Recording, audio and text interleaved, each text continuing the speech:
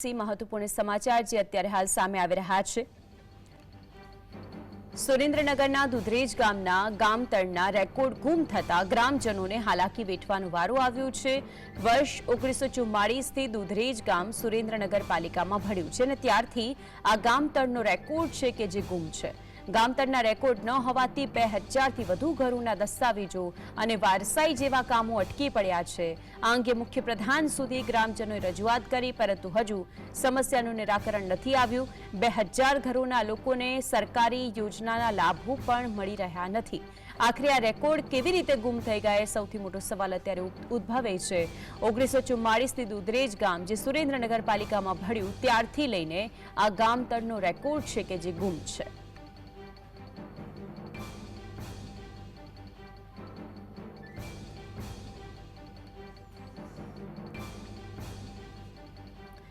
तो आज अंगे વધુ માહિતી માટે સંવાદદાતા ફઝલ જોડાઈ ગયા છે। ફઝલ, એ દુધરેજ ગામ કે જેના ગામતળના લોકો પાસે કોઈ જ રેકોર્ડ નથી, જે સુરેન્દ્રનગર પાલિકામાં તો ભળી ગયું, પરંતુ ગામ લોકો અનેક લાભોથી વંચિત હવે રહી ગયા છે। વિગતો શું છે?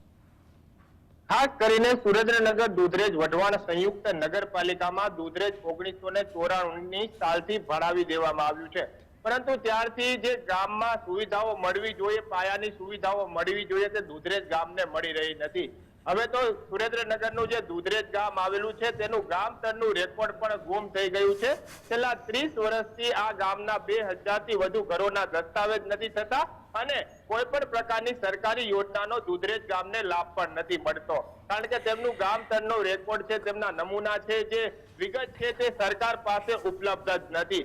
આ અંગે ગામના લોકો દ્વારા અને ગામના આગેવાનો દ્વારા જિલ્લા કલેક્ટરને તો ઘણી વખત રજૂઆત કરી છે, પરંતુ મુખ્યમંત્રી સુધી પણ ગ્રામજનો દ્વારા રજૂઆત કરવામાં આવી છે કે આ ગામતળનું રેકોર્ડ છે તે ગુમ થઈ ગયું છે, તે અંગે યોગ્ય નિરાકરણ લાવવામાં આવે અને આ જે પ્રશ્ન ઉભો થયો છે તેનું યોગ્ય સમાધાન કરવામાં આવે, પરંતુ આજ દિન સુધી આ બાબતનું સમાધાન નથી થઈ રહ્યું। 1994ના વર્ષમાં દુધરેજ ગામને નગરપાલિકા સાથે જોડી દેવામાં આવ્યું, ત્યારબાદ ત્યાં સફાઈના પ્રશ્નો છે, પીવાના પાણીના પ્રશ્નો છે અને વિવિધ પ્રકારના પ્રશ્નો ઉપલબ્ધ છે, પરંતુ જે ગામનું ગામતળનું રેકોર્ડ છે તે પણ છેલ્લા 30 વર્ષથી ગુમ થઈ ગયું છે।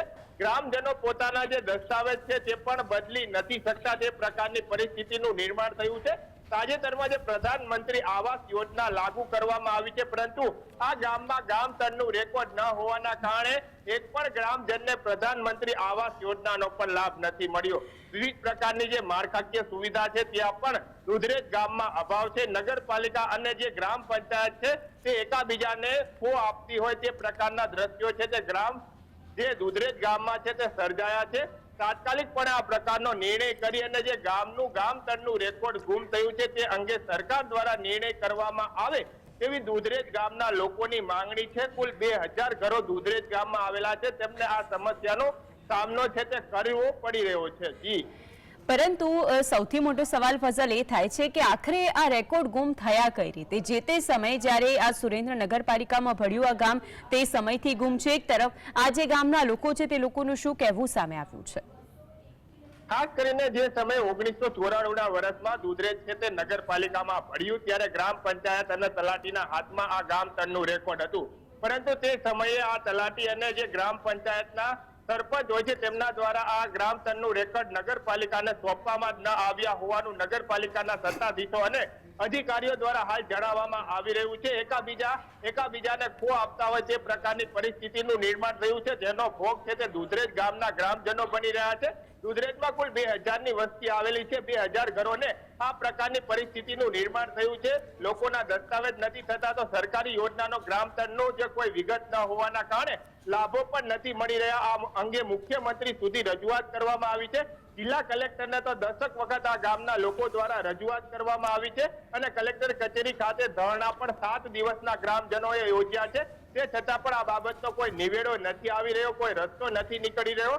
સરપંચ, તલાટીઓ અને ખાસ કરી નગરપાલિકાના સત્તાધીશો એકાબીજા ઉપર જાણે ખો આપતા હોય તે પ્રકારના પરિસ્થિતિનું નિર્માણ થઈ રહ્યું છે, પરંતુ તેનો પરિણામ હવે આ ગ્રામજનો ભોગવી રહ્યા છે। આ અંગે સરકાર દ્વારા યોગ્ય નિર્ણય કરી અને 1994ના વર્ષમાં જે દુધરેજ ગામ સુરેન્દ્રનગર નગરપાલિકામાં ભળ્યું તે અંગે યોગ્ય નિર્ણય કરી અને જે આ ગામતળની વિગતો છે તે રજૂ કરવા અંગે અનેક વખત રજૂઆતો કરવામાં આવી છે અને હવે યોગ્ય નિર્ણય કરવામાં આવે તેવી ગ્રામજનોની પણ માંગણી છે. જી બિલકુલ, ફઝલ આપ અમારી સાથે જોડાયા અને સમગ્ર વિગતો